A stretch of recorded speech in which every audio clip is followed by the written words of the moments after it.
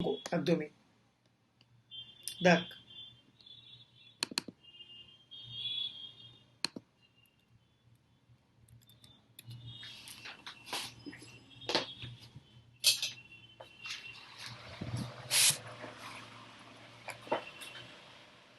আচ্ছা x1 follow করে একটা বাইনোমিয়াল n1 কমা p, x2 ফলো করে আর একটা বাইনোমিয়াল n2 কমা p। তো x1 প্লাস x2 কি ফলো করে? আমরা অলরেডি এই অঙ্কটা করেছি পিজিএফ দিয়ে। অন্য একটা অ্যাপ্রোচও করা যায়, বাট সেই অ্যাপ্রোচটা আমি খুব একটা করার এই মুহূর্তে প্রয়োজনীয়তা বোধ করছি না, যদি না এসসি করিয়ে থাকে, SD sorry. Anyway, similarly Poisson x1 follow করে পয়েজো ল্যামডা 1, x2 ফলো করে Poisson lambda 2, independent. x1 plus x2 কি ফলো করে পয়েজো ল্যামডা 1 প্লাস ল্যামডা 2, সেটাও আমরা অন্য মেথডে প্রুফ করেছি using PGF or MGF. So it's quite a standard procedure, তো এইভাবে না করলেও চলে। আচ্ছা, যে অঙ্কটা দিয়ে আজকে ডিসকাশন ক্লাস স্টার্ট করছি সেটা হচ্ছে x ফলো করে বাইনোমিয়াল n কমা p। আমাকে বলছে n মাইনাস x এর ডিস্ট্রিবিউশন কি হবে সেটা আমাকে বার করতে হবে। ঠিক আছে, এইটা হচ্ছে অঙ্কটা। আমি কি করছি, x যেহেতু বাইনোমিয়াল ডিসক্রিট, তো আমি আরেকটা random variable capital z define করছি which is n minus x। এবারে x যদি ডিসক্রিট হয় তাহলে n মাইনাস x ও কিন্তু ডিসক্রিট হবে। ওকে, তাহলে z ও কিন্তু ডিসক্রিট হবে। এবার একটা ডিসক্রিট ডিস্ট্রিবিউশনের পিএমএফ মানে কি? fz is nothing but probability, capital z is taking the value small z। এটা হচ্ছে একদম পিএমএফ এর বেসিক ডেফিনিশন। ওকে, এইবার ক্যাপিটাল জেড এর জায়গায় আমি কি পুট করছি, আমি n মাইনাস এক্স পুট করলাম, কারণ z হচ্ছে n মাইনাস এক্স। এইবার আমি এক্সটাকে একটা সাইডে রাখছি, এক্স অন্য পার্টে কি আছে আমার n মাইনাস জেড। তো এটা আমি কি পেয়ে গেলাম, probability x equals to n minus Z. এবারে x ফলো করে binomial n p, probability x equals to n minus Z মানে কি, বাইনোমিয়াল এনপির যে পিএমএফ হবে সেই পিএমএফ এর এক্সপ্রেশনে আউটপুট n মাইনাস জেড। কত হয় PMF? ncx p to the power x q to the power n minus x হয়। সেই পিএমএফ এর সব জায়গায় যেখানে যেখানে স্মল x এর টার্মস রয়েছে, every small x will be replaced by this n minus z. so ncx এর জায়গায় কি পুট করছি আমি, nc n minus z। p to the power x এর জায়গায় আমি কি পুট করছি, p to the power n minus z। q to the power n minus x এর জায়গায় আমি কি পুট করছি, q to the power n minus z। তাহলে ফাইনালি কত হলো, nc n minus z is nothing but ncz, কম্বিনেশনের rule আমরা জানি। p to the power n minus z আর এইটা কত হলো, q to the power n minus n কেটে কি পড়ে আছে, q to the power z পড়ে আছে। আমরা কি করলাম, কিউটাকে রিপ্লেস করছি by 1 minus p to the power z, আর এই পিটাকে আমরা কি লিখছি, 1 minus p to the power n minus z। এইবার খেয়াল কর, this is nothing but the PMF of z। এই পিএমএফটা কার পিএমএফ, এই পিএমএফটা কোন ডিস্ট্রিবিউশনের করেসপন্ডিং পিএমএফ বল, এটা কার পিএমএফ? এইটা ডেফিনেটলি একটা বাইনোমিয়াল ডিস্ট্রিবিউশনের পিএমএফ। কিন্তু খেয়াল কর বাইনোমিয়ালের পিএমএফ কত হয়, আমি লিখছি একবার দেখ,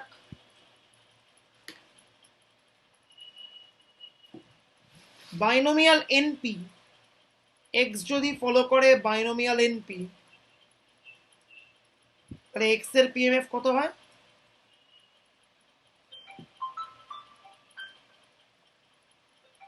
ncx p to the power x q to the power n minus x, যেখানে কিউটা হচ্ছে আমার 1 মাইনাস p। ওকে, এখানে আমি যে z র্যান্ডম ভেরিয়েবলটার পিএমএফ পেয়েছি সেটা কত, ncz 1 minus p to the power n minus z into 1 minus p to the power sorry ভুল লিখেছি একটু, বুঝছি। 1 minus P two the power Z পেয়েছিলাম, ইন্টু কি আছে 1 minus P two the power N minus Z.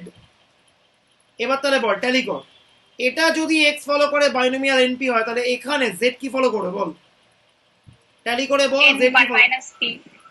Exactly, binomial N এর জায়গায় N আছে, কোনো চিন্তা নেই।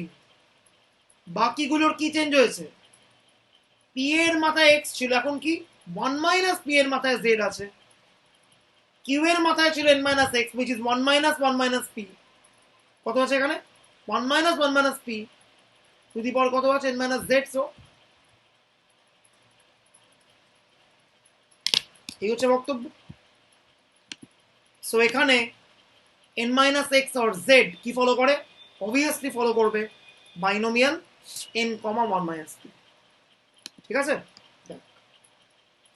ঠিক আছে, ঠিক আছে। লোকজন অত কম কেন, কি আসেন আজকে?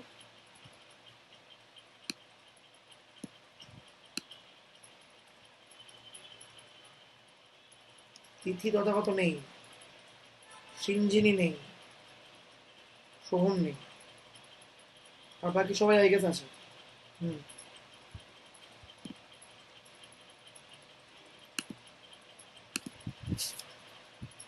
আচ্ছা, না অদ্রিজা বোধহয় নেই প্রবাবলি। আচ্ছা, এইবার একটা অঙ্ক হলো, এবার নেক্সট অঙ্ক।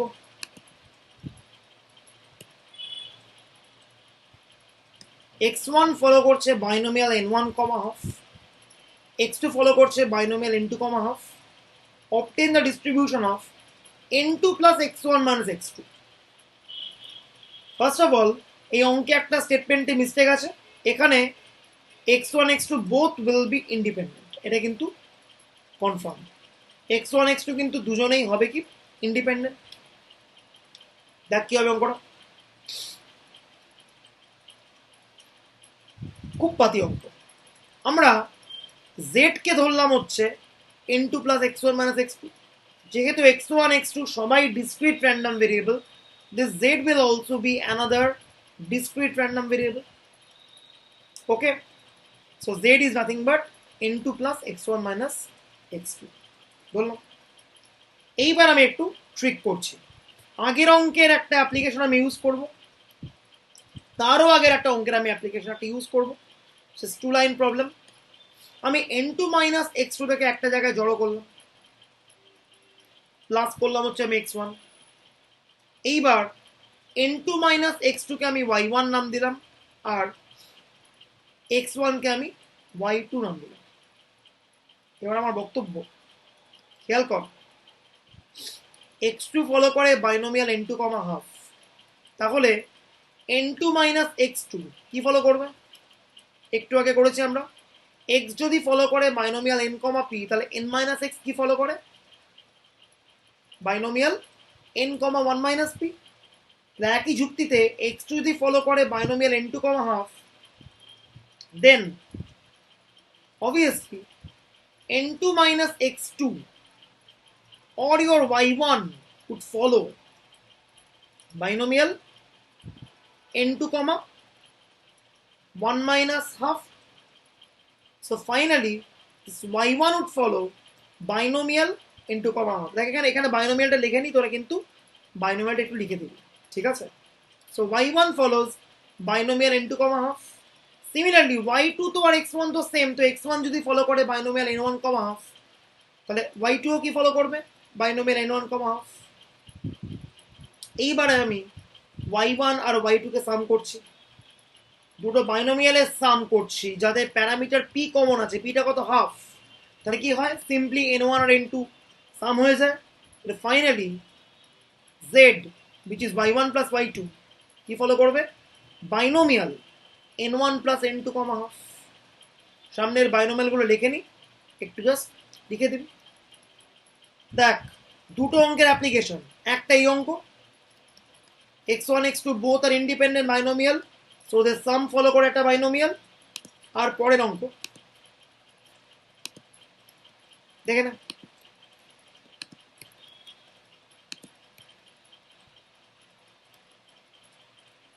এইটা এক্স যদি ফলো করে বাইনোমিয়াল এন কমা পি, তাহলে এন মাইনাস এক্স কি ফলো করবে? Binomial N comma one minus P. Simple application of those two problems results in this problem. Very simple. এটা অঙ্কটা একবার সিউতে এসেছিল, এই টাইপের অঙ্ক জেভিয়ার্সের পেপারও আমি দেখেছি, quite common.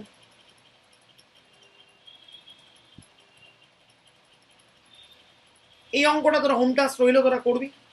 X one follow করছে binomial N one comma half, X two follow করছে binomial N two comma half, তাহলে X one minus X two কি ডিস্ট্রিবিউশন হবে তোরা দেখবি একটু, যেখানে এন ওয়ান এন টু দুজনেই কিন্তু সেম।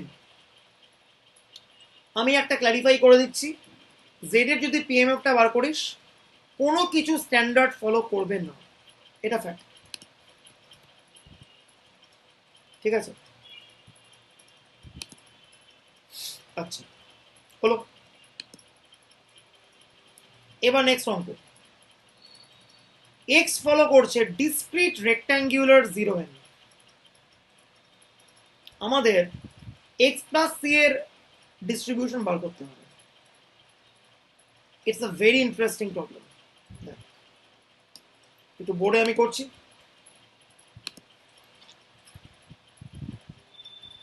এক্স ফলো করছে ডিসক্রিট রেক্ট্যাঙ্গুলার জিরো এন, তাহলে এক্স এর পিএমএফ কত?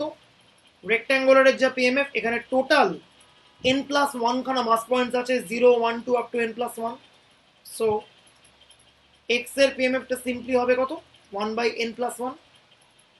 কিন্তু এক্স এর রেঞ্জ কি হতে হবে? এই রেঞ্জের বাইরে যদি কোনো এক্স এর ভ্যালু চলে যায়, it will be zero, otherwise. এইবার আমি Z equals to X plus C ধরছি, আমাকে জেড এর পিএমএফ বার করতে হবে, which is fzz, which is probability z equals to small z, which is probability x plus c equals to small z, which is probability x equals to z minus c। এই অবধি আশা করি পুরো clear. এইবার পরের লাইনটাই হচ্ছে main catch. দেখ, এই সেটা মুছছি আমি।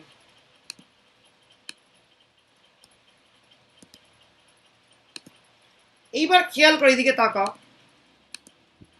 Probability X equals to Z minus C, যেখানে এক্স ফলো করে হচ্ছে rectangular zero N, mass point যাই হোক রেক্ট্যাঙ্গুলারের পিএমএফ তো কনস্ট্যান্ট। সো এই যে প্রবাবিলিটি, সেইটা কোনো ডাউট নেই 1 বাই এন প্লাস ওয়ানই হবে। কিন্তু the point is, rectangular zero N এর PMF 1 by N plus one হতে গেলে র্যান্ডম ভেরিয়েবলের যে মাস পয়েন্টস গুলো আছে এক্স, তাদের কিন্তু ওই স্পেসিফাইড রেঞ্জটার মধ্যে বিলং করতে হবে।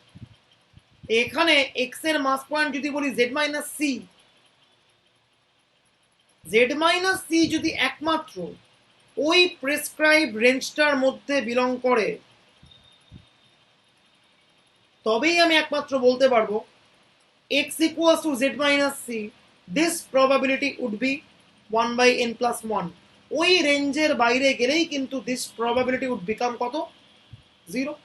So this mass point z minus c has to lie between 0 to up to n, otherwise the thing would become a big zero, is it, according to this PMF। এইবার আমি অঙ্কটাকে just শেষ করব। দেখ, বুঝছি আমি, এক সেকেন্ড দাঁড়াবো। এইবার অঙ্কটার একদম last and final line and the most important line. দেখ কি বক্তব্য লাস্ট লাইনটা, ভেরি ভেরি ইম্পর্টেন্ট লাইন। দেখ, আমি লিখছি equals to 1 by n plus 1 if Z এর ভ্যালু তাহলে কার কার মধ্যে লাই করবে?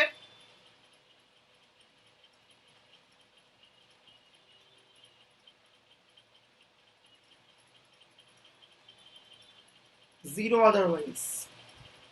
খেয়াল কর, আমি জেড র্যান্ডম ভেরিয়েবলটার পিএমএফ পেয়েছি, এইটা বলতে পারবি জেড র্যান্ডম ভেরিয়েবলটা কি ফলো করে? যে বলতে পারবে তার ডিসক্রিট নিয়ে কোনো চাপ নেই। বল জেড র্যান্ডম ভেরিয়েবলটা তাহলে কি ফলো করে, বলতে পারবি? rectangular c n plus c।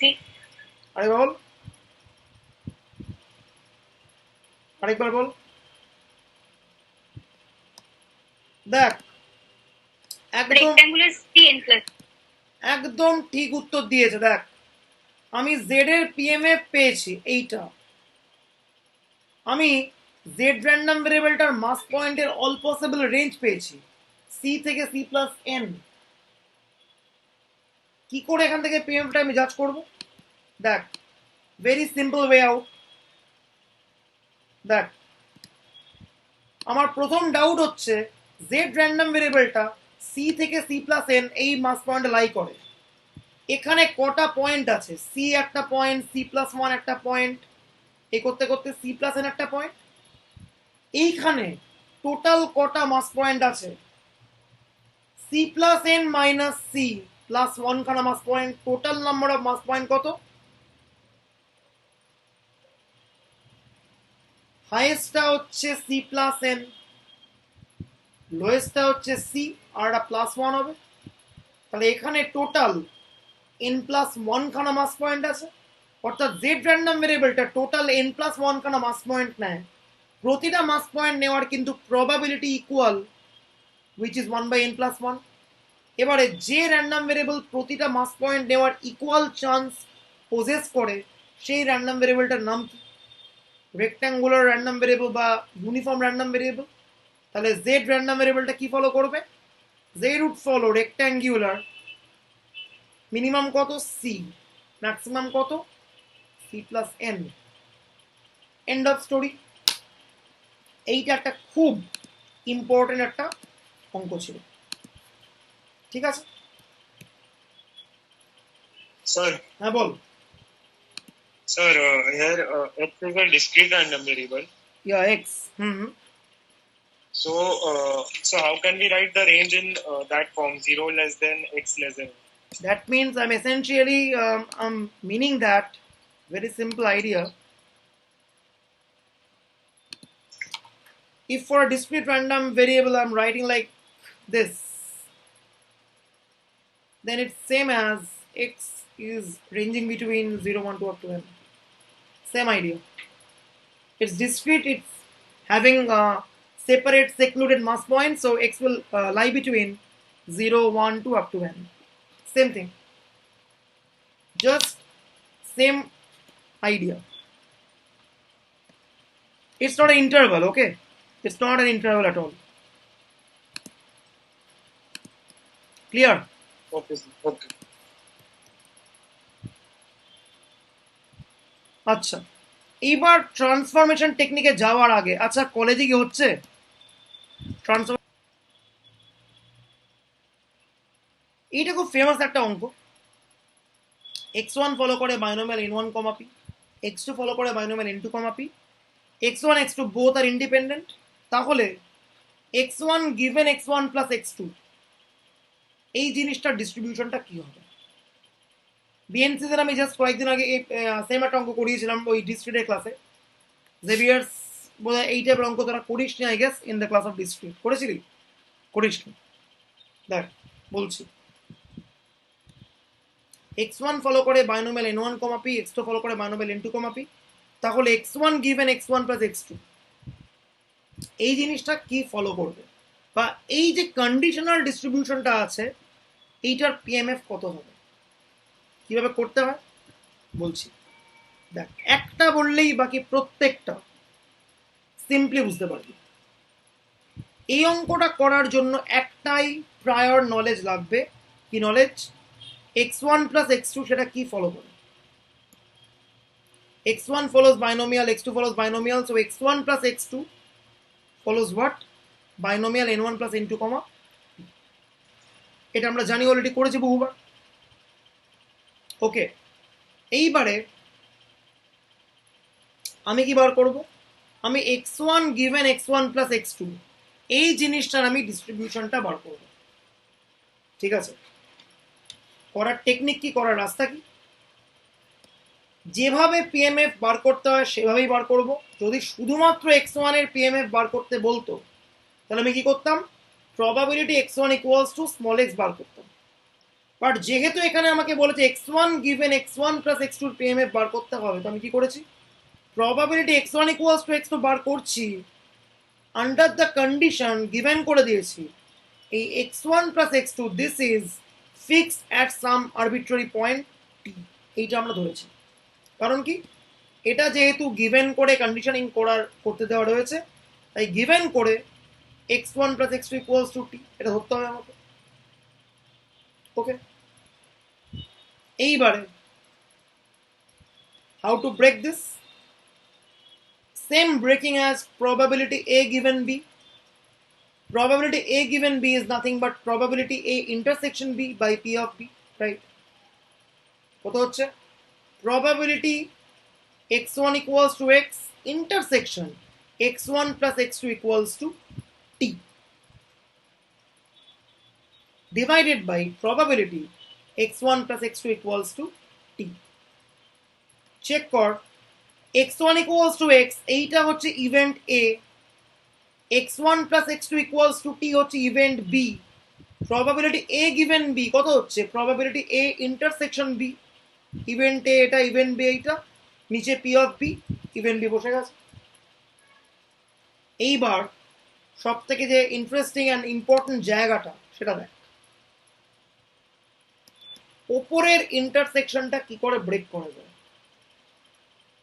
Intersection মানে কি, এইটাও হোল্ড করছে সাইমালটেনিয়াসলি, এইটাও হোল্ড করছে। x1টা স্মল x আর x1 প্লাস x2 টি, তাহলে দুটোকেই যদি সাইমালটেনিয়াসলি হোল্ড করতে হয় তাহলে x2 ভ্যালু কি হতে হবে, t মাইনাস এক্স। খেয়াল কর, x2 ভ্যালু যদি হয় t মাইনাস এক্স, তাহলে দেন কি হবে, x1 plus x2 would be t। আবার উল্টোটা, x1 প্লাস x2 যদি t হয় আর x1টা যদি স্মল x হয়, দেন x2 is t minus x. So এই লাইনটা আর এই লাইনটা, these two lines are entirely similar, so both the probabilities are same. ঠিক আছে, দেখ, this is a fundamental line, এই লাইনটা বোঝা মানেই অর্ধেক কাজ শেষ। এইবারে কি করে এই ওপরের পার্টটাকে আমরা ব্রেক করব, already x1 x2 these two random variables are independent এইটা বলা রয়েছে। তাহলে x1 equals to small x this event and x2 equals to t minus x this event, these two events are independent। যেহেতু independent, a R b যদি independent হয় তাহলে কি হয়, probability a intersection b is p into pb, so both the probabilities would be multiplied, so multiply কর,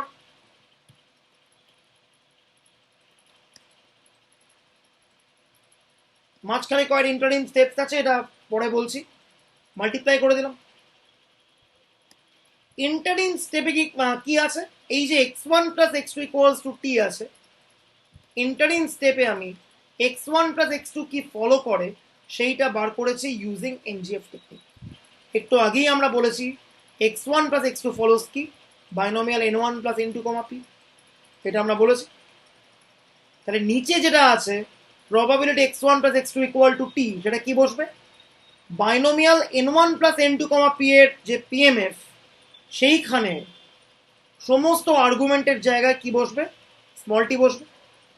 ওপরে খেয়াল কর, probability x1 equals to x মানে কি, x1 কি ফলো করে, বাইনোমিয়াল n1 কমা p, তো বাইনোমিয়াল n1 কমা p এর যে পিএমএফ, সেখানে সমস্ত আর্গুমেন্টের জায়গায় কি বসবে, স্মল x বসবে।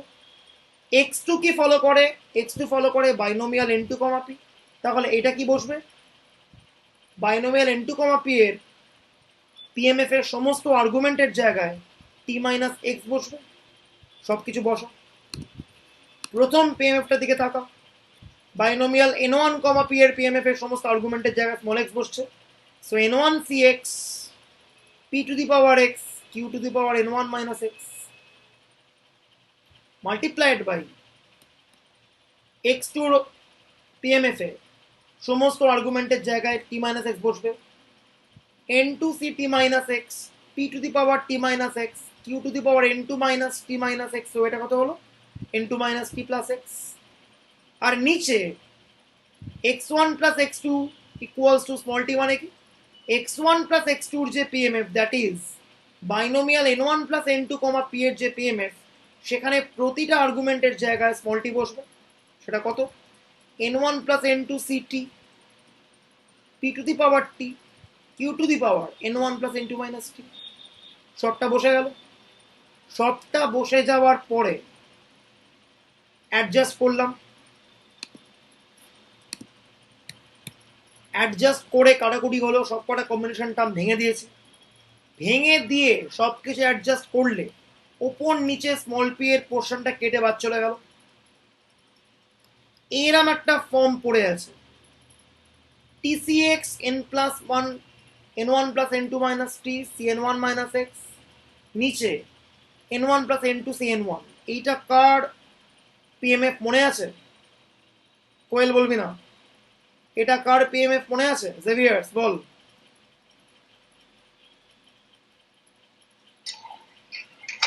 হ্যাঁ স্যার হাইপারজিওমেট্রিক এক্স্যাক্টলি এইটা হাইপারজিওমেট্রিক ডিস্ট্রিবিউশনের পিএমএফ এই যে আমি নিচে হাইপারজিওমেট্রিকের পিএমএফ লিখে দিয়েছি npcx nqcn minus x by ncn this is the PMF for hypergeometric distribution খেয়াল কর হাইপারজিওমেট্রিক চেনার রাস্তা কি উপরের যে কম্বিনেশন টার্ম তাদের উপরের দুটো টার্মকে যদি যোগ করি কত হবে np plus nq that is n common নিয়ে p plus q that is capital N নিচের কম্বিনেশন টার্মে যে লিডিং এলিমেন্ট তার সঙ্গে সেম নিচের টার্মটা কত x plus n minus x which is small n নিচের যে কম্বিনেশন টার্ম তার যে নিচের এলিমেন্ট তার সঙ্গে ব্যাপারটা সেম উপরেও খেয়াল কর n1 plus n2 minus t plus t কত হলো n1 plus n2 n1 minus x plus x কত এসছে n1 so this is nothing but PMF of a hypergeometric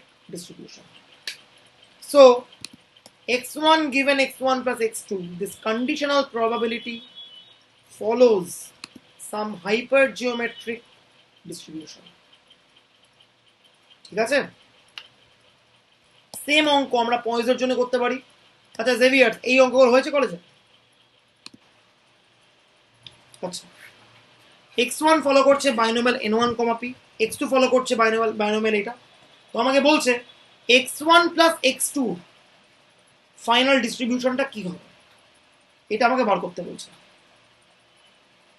তো আমি ধরলাম কি z equals to x1 plus x2 ধরলাম ওকে এইবারে z এর পিএমএফ কত হবে fzz simply probability capital Z is taking the value small z হলো এইবারে z টা বসিয়ে দিলাম আমি x1 plus x2 equals to small z হলো এইবার আমি x2 টাকে বাঁদিকে রাখছি probability x2 equals to z minus x1 এইবার একটা টেকনিক বলছি টেকনিকটা বহুবার আমরা অ্যাপ্লাই করব বাঁদিকেও র্যান্ডম ভেরিয়েবল ডান দিকেও র্যান্ডম ভেরিয়েবল এরম ধরনের অঙ্ক যখনই দেবে তখন আমাদের উদ্দেশ্য কি হবে যে কোনো একদিকে র্যান্ডম ভেরিয়েবলটাকে ফিক্স করে ফেলা দেখ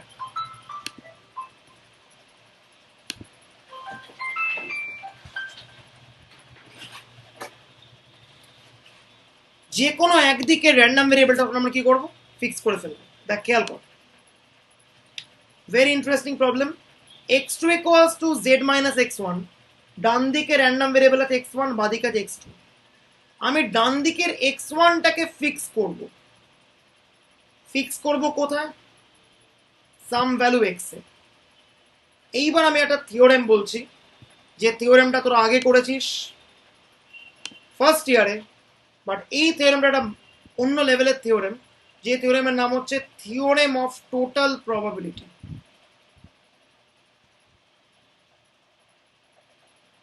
এই থিওরেমটাকে আমি আরেকবার রিকল করছি তারপরে আমি আমাদের অঙ্কে আসবো। What is the theorem? থিওরেমটা বলছে a1 a2 an হচ্ছে n খানা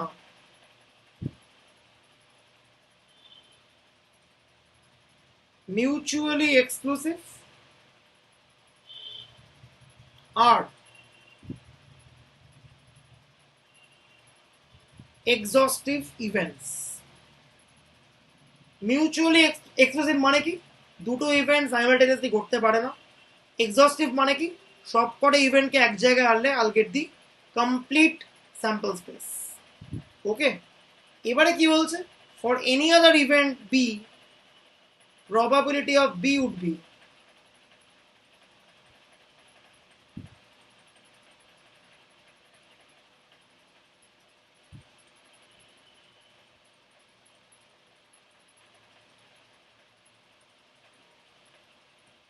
এইবার বক্তব্য এইটার সঙ্গে আমাদের অঙ্কের যোগাযোগটা আমরা কি করে করব।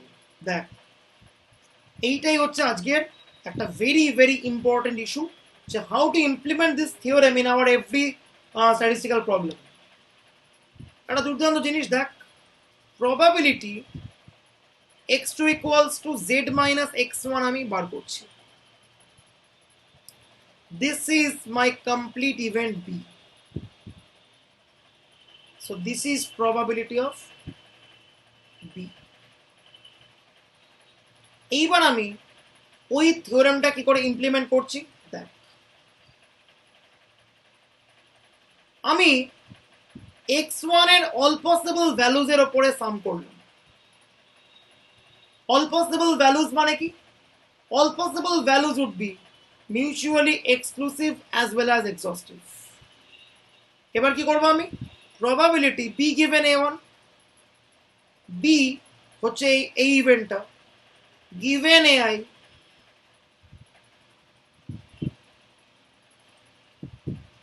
into probability of ai, which is,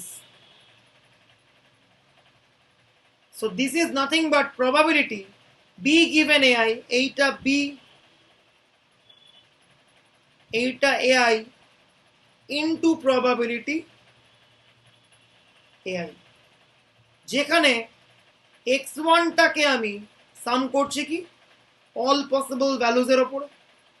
all possible values stands for definitely x1 যদি 2 নেয় তাহলে x1 কিন্তু 3 নিতে পারবে না। So this values would be definitely mutually exclusive. আর যেহেতু এখানে আমি অল পসিবল ভ্যালুজ এর কালেকশন করেছি, the values would be exhaustive.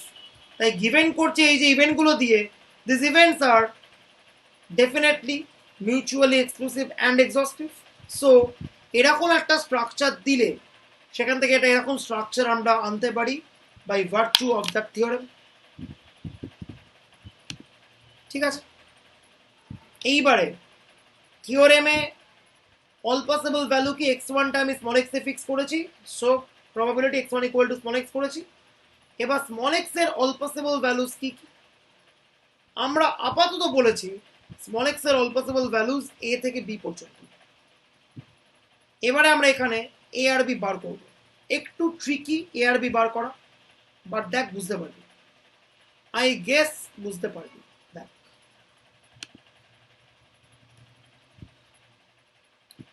x1 এর অল পসিবল ভ্যালুস আমার চাই। ওকে, দেখ x1 equals to z minus x2। এবারে আমাকে বল x1 এর ভ্যালু কখন হাইয়েস্ট হবে? দেখ, জেডটাকে ইউ কান্ট চেঞ্জ, জেডটা ফিক্সড, জেডটা স্মল জেড আছে ফিক্সড, স্মল জেডকে তুই চেঞ্জ করতে পারবি না। এবারে বল x1 কখন হাইয়েস্ট? x1 যদি হয় z মাইনাস x2, x2 একটা মাইনাস আছে, তাহলে x1 তখন হাইয়েস্ট যখন x2টা লোয়েস্ট। x2 যেহেতু বাইনোমিয়াল, একটা বাইনোমিয়াল র্যান্ডম ভেরিয়েবলের লোয়েস্ট ভ্যালু কত? A binomial random variable takes the lowest value 0। তাহলে x1 এর হাইয়েস্ট ভ্যালু মানে কি? x1 এর highest value would be z minus lowest value of x2. That is x1 এর তাহলে highest value কত হবে? less than equal to z, কারণ তখন x2 টাকে আমাকে 0 বসাতে হবে। একটা পেয়ে গেলাম। এইবার উল্টো দিক, x1 এর ভ্যালু কখন লোয়েস্ট, z কে আমি চেঞ্জ করতে পারবো না, x2 কে আমি চেঞ্জ করতে পারি।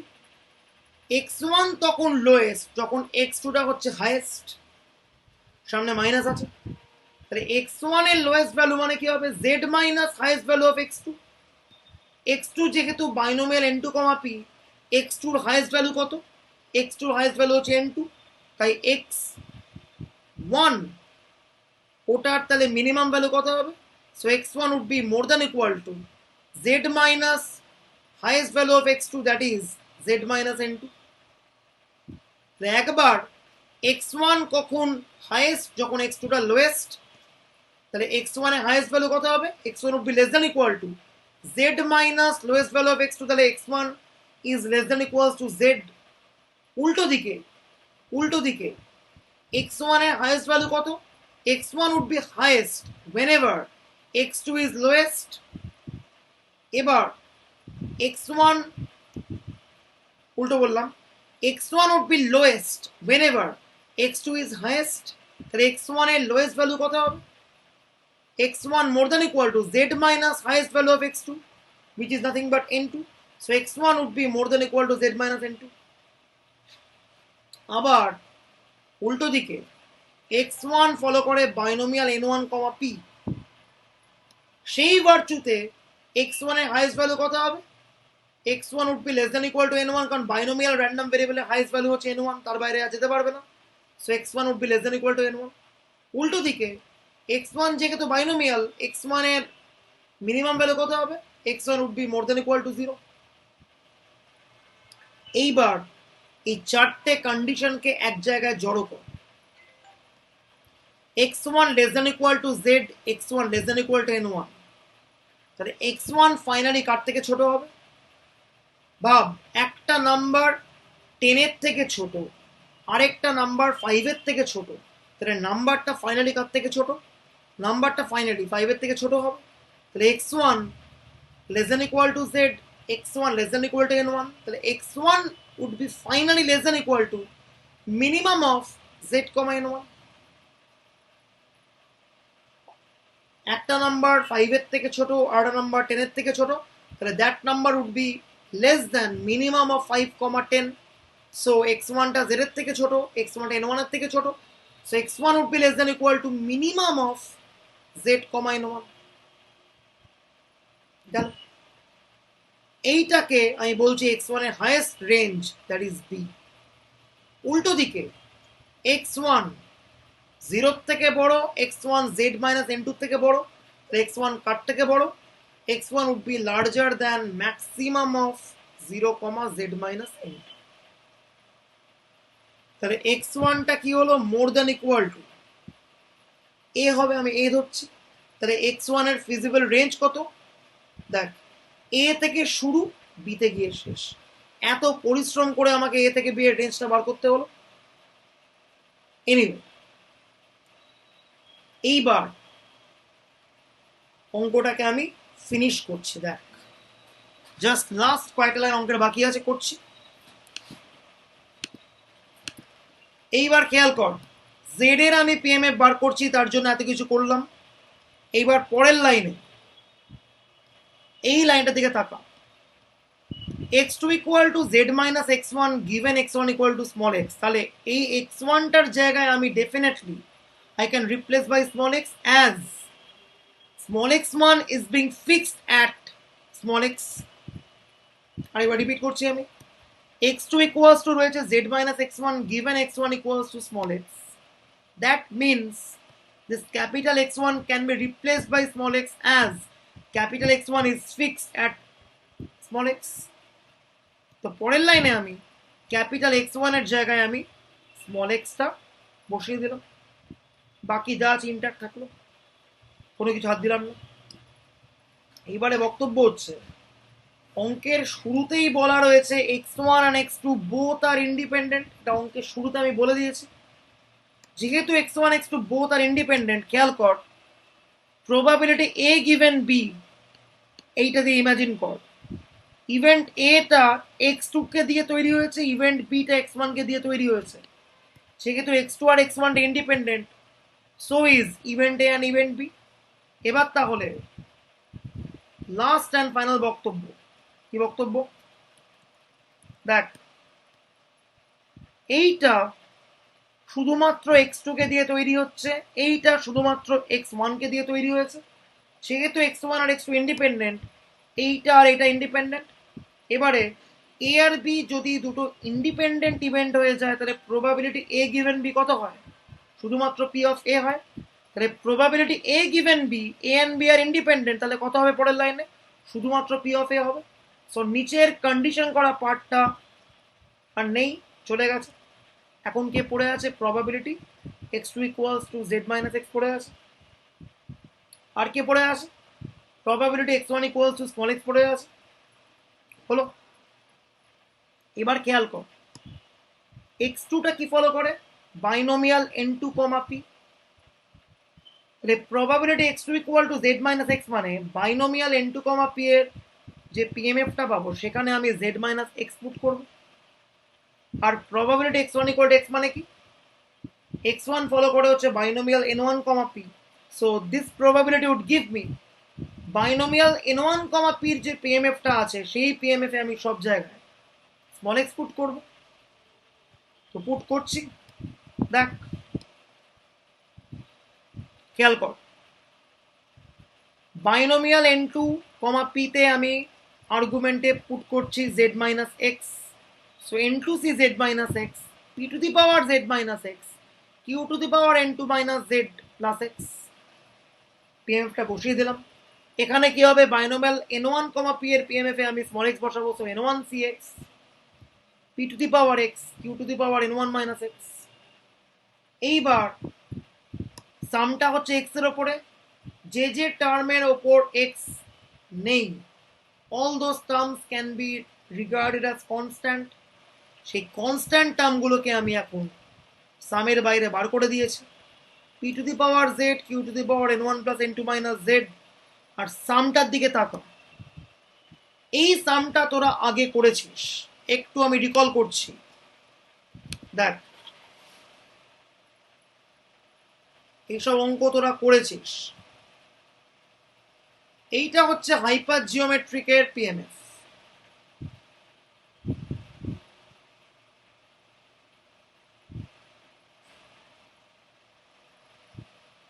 যেখানে এক্স এর রেঞ্জটা ধরে নিচ্ছে আমি কোন একটা এ থেকে বি এর মতো লাই করি।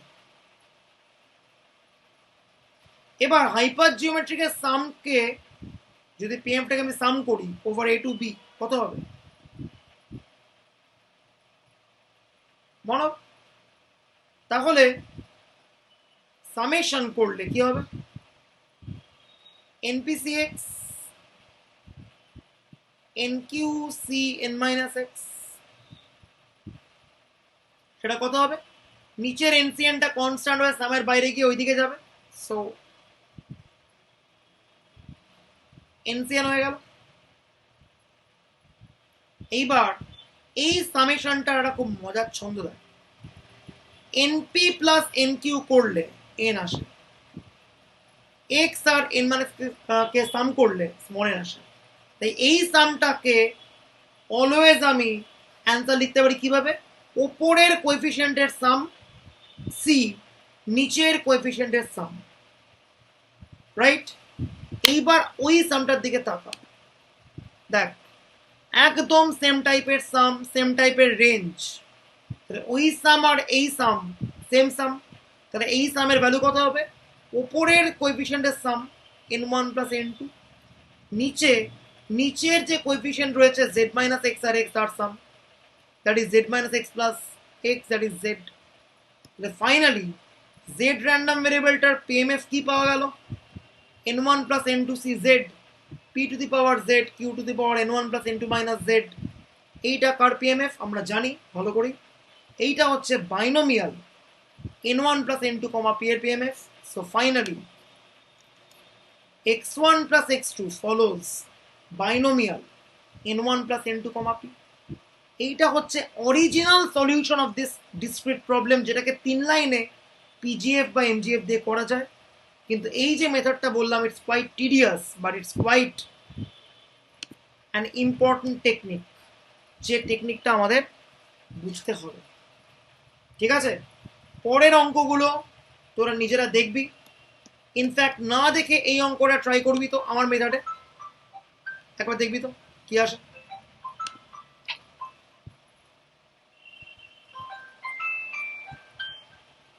অ্যান্সার তোরা জানিস, সো ভেরি সিম্পল ওয়েতে করতে পারবি।